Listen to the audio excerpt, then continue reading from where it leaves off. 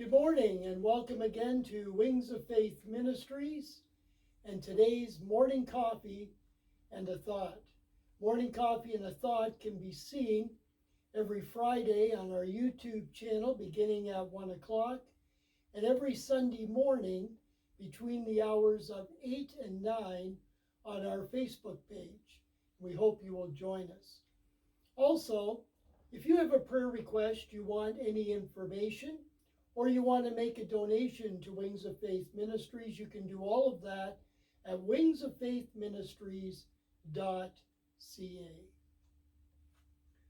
This morning, I hope you grabbed your coffee. I have mine here with me. And we want to talk about misguided choices.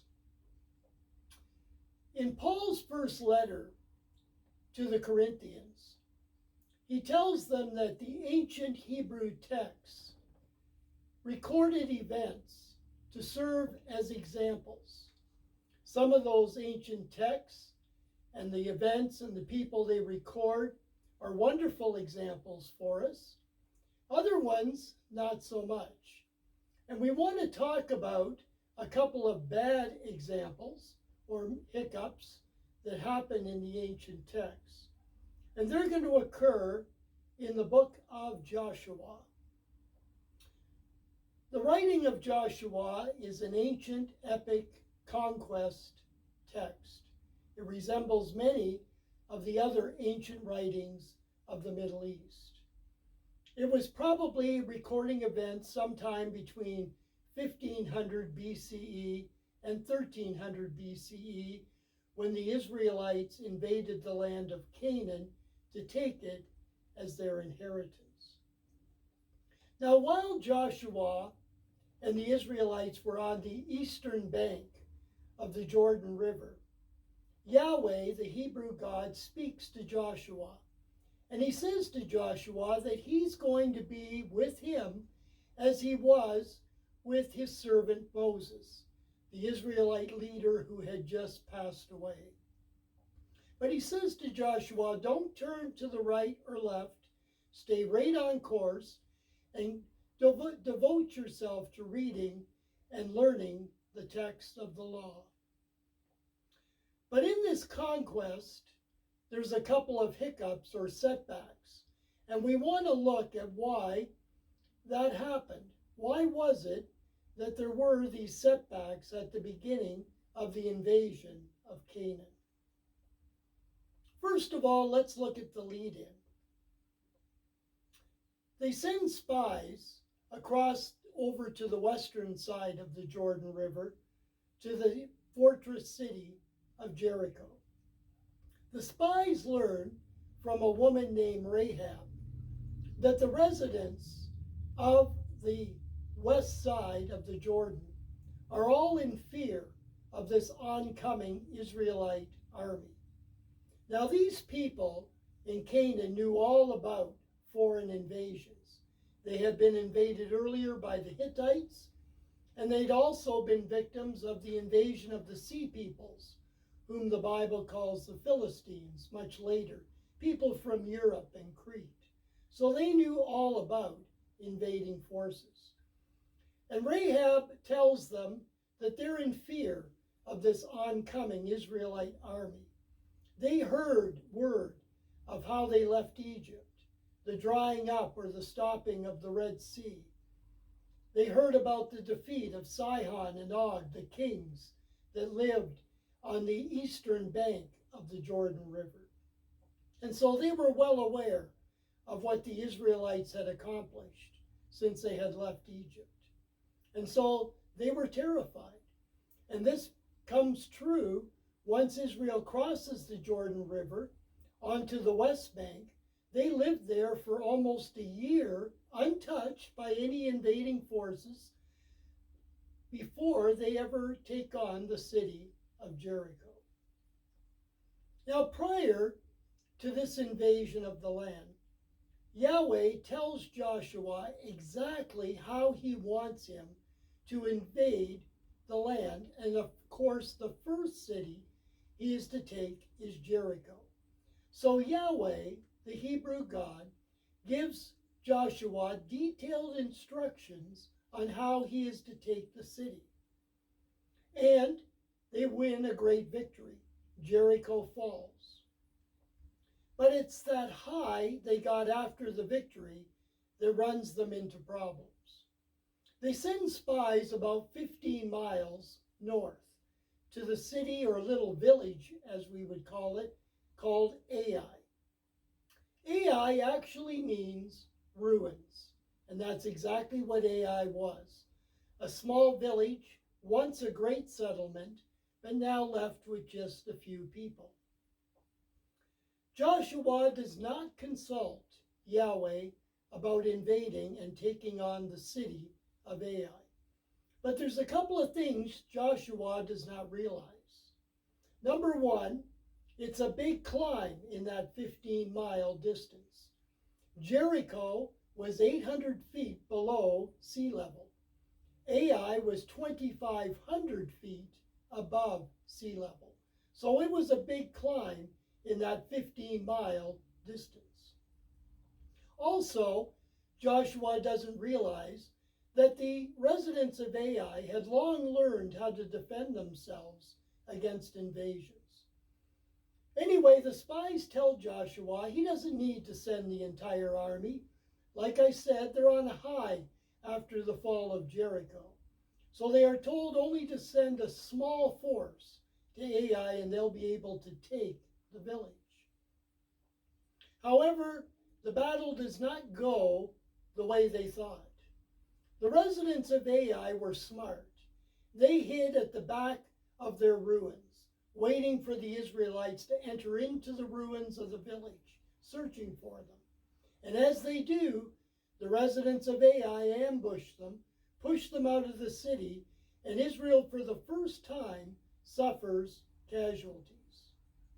It is only then that Joshua and the elders fall down before the Ark of the Covenant and consult Yahweh as to why there was a defeat. Yahweh reveals to Joshua that there's sin in the camp, that articles were stolen from the city of Jericho after Yahweh had commanded them to devote everything to destruction. Once the sin is atoned for, Joshua seeks Yahweh's guidance. Instead of being ambushed, this time they will be the ones that will perform the ambush. And so Joshua now sends an army the night before so they can do the climb a day before the battle. He sends his forces, two of them, one behind the ruins and one in front. He lures the people out of the city with the force that's in front of the city and then ambushes it and sets it on fire from behind. And Ai is finally taken on the second attempt. Now you would think after this setback that Joshua and the leadership would have learned their lesson, but not the case. It's just a little while later when some residents dressed in old clothes, worn out sandals, moldy food arrive at their camp, claiming that they had come from a faraway country. Once again, Joshua and the leaders, the elders of the community, do not consult Yahweh concerning this visit from these aliens. They instead decide that on their own understanding and based on the evidence these people have shown them, they'll make a treaty with them since they claim they don't live nearby. 3 days later, they find out they were hoodwinked. They were tricked, again, by not following or consulting Yahweh. They have to make a treaty and adhere to it. Two things happen out of this. Number one, there are 4 kings in the northern part of Canaan who hear about what's happened at the Gibeon treaty and decide that they're going to use the city of Gibeon as a point of attack to the Israelite army. It's always that way when we make a compromise, that's where the attack's going to come from. But Joshua had a bigger problem. The scriptures tell us that the people of Israel were starting to lose faith in Joshua and the leadership. After the catastrophe at Ai, and now making a needless treaty with the residents of Gibeon, people were starting to question Joshua. Now, in his case, Yahweh comes to his defense. As those 4 kings come to attack Gibeon, Yahweh grants Joshua a tremendous victory, an overwhelming victory against these 4 kings. And once again, faith is restored in the Israelite leadership and their real leader, Joshua. But there's lessons to be learned from this. Proverbs chapter 3, verses 5 to 7 tell us that we're to trust in the Lord with all of our hearts and never lean to our own understanding.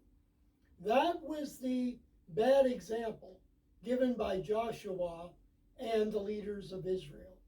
They leaned on their own understanding, both at Ai and concerning the town of Gibeon.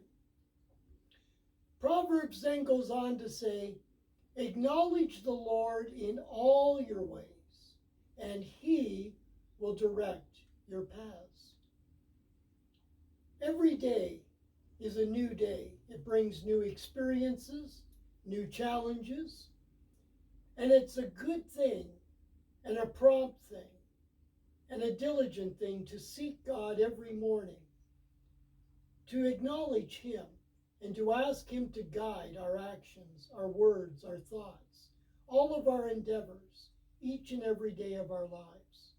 It is very easy to make missteps, and it's very easy to sometimes to forget to consult Christ and to simply lean on our own understanding of events and things in our lives. We should learn from lessons by Joshua that not consulting Christ, not leaning on him, trusting in him, and acknowledging him can lead to bitter setbacks. Paul is right. We have good examples and we have some bad examples in the ancient Hebrew texts. Joshua learned from these 2 bad experiences at Ai and at Gibeon that before taking on anything, he needed to consult the high priest and his God Yahweh before taking any actions. And that's an example for us today. Every day we need to seek the counsel of Christ and to ask him to be a part of our lives, to lead us, to guide us in all of our endeavors. I leave you with that thought. Lean not to your own understanding. Acknowledge God in all things you do, and he will direct your paths. Enjoy your coffee, have a good morning, and we'll see you next week.